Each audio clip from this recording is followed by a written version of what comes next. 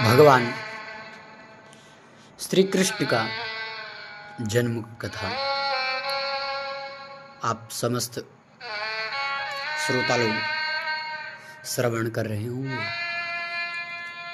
प्रेम से बोलिए जय श्री कृष्ण। कृष्णाय वासुदेवाय हरये परमात्मने प्रणतक्लेशनाशाय गोविंदाय नमो नमः। भगवान श्री कृष्ण द्वापर युग में जब भाद्रपद कृष्ण पक्ष और अष्टमी तिथि की आधी रात को मथुरा के कारागार में वसुदेव की पत्नी देवकी के गर्भ से भगवान श्री कृष्ण जी ने जन्म लिया था। श्री कृष्ण ने बुधवार को रोहिणी नक्षत्र में जन्म लिया था। अष्टमी तिथि को रात्रि काल में अवतार लेने का प्रमुख कारण उनका चंद्रवंशी होना बताया जाता है। श्री कृष्ण चंद्रवंशी ने चंद्रदेव उनके पूर्वज और बुध चंद्रमा के पुत्र हैं। इसी कारण से चंद्रवंश में पुत्रवत जन्म लेने के लिए कृष्ण ने बुधवार का दिन चुना। भगवान कृष्ण ने माता देवकी के 8वें संतान के रूप में जन्म लिया था। कृष्ण जी का जन्म मथुरा में मामा कंस के कारागार में हुआ था। माता देवकी राजा कंस की बहन थी, इसीलिए भाद्रपद मास और कृष्ण पक्ष अष्टमी तिथि को भगवान श्री कृष्ण का जन्मोत्सव मनाया जाता है। सत्ता का लालची था कंस। कंस को सत्ता का लालच था। उसने अपने पिता राजा अग्रसेन को राजगद्दी छीनकर उन्हें जेल में बंद कर दिया था और स्वयं को मथुरा का राजा घोषित कर दिया था। राजा कंस अपनी बहन देवकी से बहुत प्रेम करता था।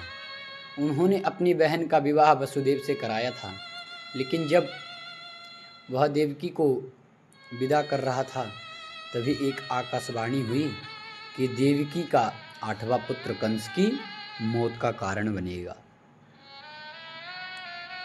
यह सुनकर कंस डर गया। उसने तुरंत अपनी बहन और उनके पति वसुदेव को जेल में बंद कर दिया। उनके आसपास में सैनिक की कड़ी पर्देदारी लगा दी। कंस अपनी मौत के डर से देवकी और वसुदेव की 7वें संतान को मार चुका था। एक एक करके सभी संतानों को मार दिया था। 7वें संतानों को भी मार चुका था।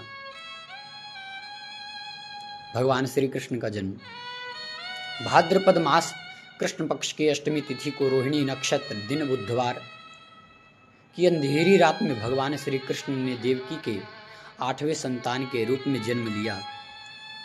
श्री कृष्ण ने जन्म लेते ही कोठरी प्रकाशमय हो गया। तब तक आकाशवाणी हुई कि विष्णु जी ने कृष्ण जी के अवतार में देवकी के कोख में जन्म लिया है। उन्हें गोकुल में बाबा नंद के पास छोड़ आइए और उनके घर पर एक कन्या जन्मी है, उसे मथुरा लाकर कंस को सौंप दें। भगवान विष्णु के आदेश से वसुदेव जी भगवान श्री कृष्ण को सूप में अपने सिर पर रखकर नंद जी के घर की ओर चल गए। भगवान विष्णु की माया से सभी पहरेदार सो गए। कारागार में के दरवाजे खुल गए। आकाशवाणी हुई सुनते ही वसुदेव के हाथों की हथकड़ी खुल गई। वसुदेव जी ने सूप में बाल गोपाल को रखकर सिर पर रख दिया और गोकुल की ओर चल पड़े। वसुदेव भगवान श्री कृष्ण को लेकर नंद जी के यहाँ सकुशल पहुँच गए। वहाँ उनकी नवजात कन्या को लेकर वापस आ गए।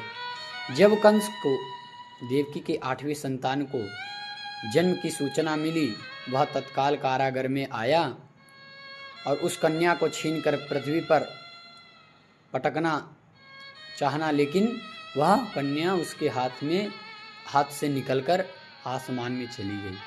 फिर कन्या ने कहा कि हे मूर्ख कंस, तू मुझे मारने वाला जन्म ले चुका है, अब तेरा मृत्यु अवश्य होगा। वह वृंदावन पहुंच गया।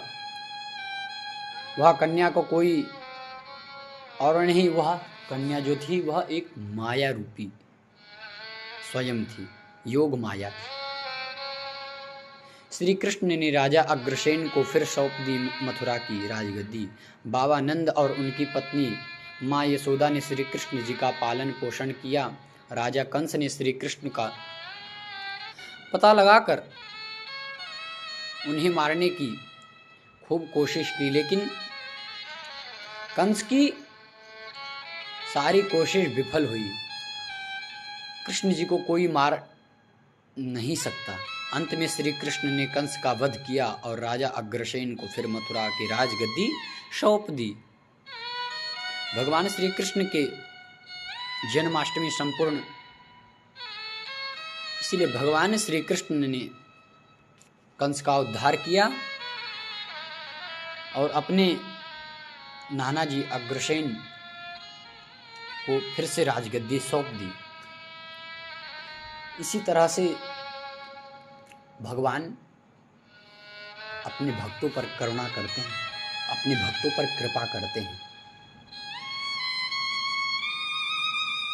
भगवान अवतार किस लिए लिए हैं? दुष्टों लोगों का संहार करने के लिए,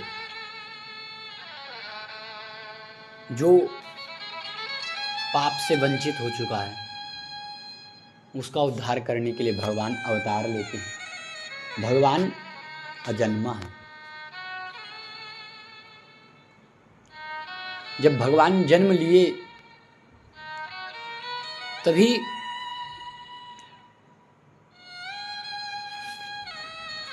कहा गया सत्यव्रतम सत्यपरम त्रिसत्यम सत्यस्य योनिम निहतम च सत्ये। सत्य सत्य कहकर पुकारा गया। सत्येन सत्वामृत सत्य नेत्रम सत्यात्मकं त्वां शरणं प्रपन्ना। सत्य सत्य कर कहकर पुकारा गया। जब भगवान श्री कृष्ण जन्म लिए उस मथुरा नगरी में,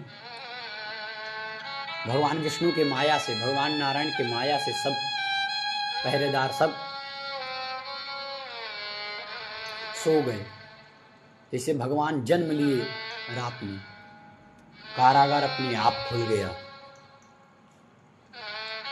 तभी उस कंस का उद्धार करने के लिए भगवान जन्म लिए, क्योंकि वो बहुत दुष्ट, बहुत पापी था कंस। वह अपने सुख चाहता था। भगवान अजन्मा है। भगवान अजन्मा है तो जन्म क्यों लिए? भगवान जन्म नहीं लिए, भगवान अवतार लेते हैं, क्योंकि भक्तों का उद्धार करने के लिए भगवान जन्म लेते हैं। परमात्मा सत्य है, वही सत्य स्वरूपी परमात्मा है। और यह जो भागवत कथा अमृत है, ये कल्प वृक्ष है। निगम कल्प तरूर गलितम फलम सुखमुखादमृतद्रव संयुतम पिबत भागवतम रसमालयम मुहुरहो रसिका भुवि भावुकाः।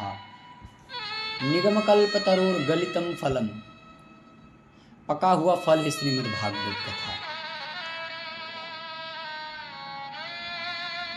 श्रीमद् भागवत कथा पका हुआ फल है। निगम कल्प तरोर गलितम फलम शुक मुखादमृत द्रव संयुतम। शुक, तोता हमेशा जो चीज खाता है वो मीठा ही चीज खाता है। जिस प्रकार से वह सेब खाया वह मीठा ही चीज होगा, उसी प्रकार से यह श्री सुखदेव जी महाराज अपने पिता श्री वेद व्यास जी महाराज से कथा श्रवण किए और कथा श्रवण करने के बाद शुकमुखादमृतद्रवसंयुतं पिबत भागवतम रसमालयम्, यह जो भागवत है भगवान की शब्दमयी मूर्ति है और यह जो भागवत है प्रत्यक्ष श्री कृष्ण है। श्रीमद्भागवतम शास्त्रम कलौ कीरेण भाषितम्। इस कलयुग में, कलयुग का जब प्रारंभ हो रहा था, जब भगवान अपने धराधाम पे जा रहे थे, तो अपनी सभी शक्ति यह भागवत में प्रतिष्ठित करके चले गए। तभी यह भागवत कथा बहुत सुंदर है। इसीलिए इस भागवत में बहुत रस है। जितना पियो, जितना भागवत कर स्वादन करो, जितना श्रवण करो, उतना ही फल प्राप्त होता है भागवत कथा से, श्रवण करने से। और सुखमुखादमृतद्रवसंयुतं पिबत भागवतं रसमालयं मुहुरहो रसिका भुवि भावुकाः। इसी प्रकार से भगवान का जब जन्म हुआ तो कंस का उद्धार किए। उसने अपने पिता का राजगद्दी छीन लिया, तो कंस का भी उद्धार हुआ, भगवान अवतार लिए। बोलिए राधे राधे। आइए भगवान का संकीर्तन करते हैं। जय जय राधा रमण हरि बोल, जय जय राधा रमण हरि बोल, जय जय राधा रमण हरि बोल, जय जय राधा रमण हरि बोल, जय जय राधा रमण हरि बोल, जय जय राधा रमण हरि बोल, जय जय राधा रमण हरि बोल, जय जय राधा रमण हरि बोल, जय जय राधा रमण हरि बोल, जय जय राधा रमण हरि बोल, जय जय राधा रमण हरि बोल। श्री कृष्ण गोविंद हरि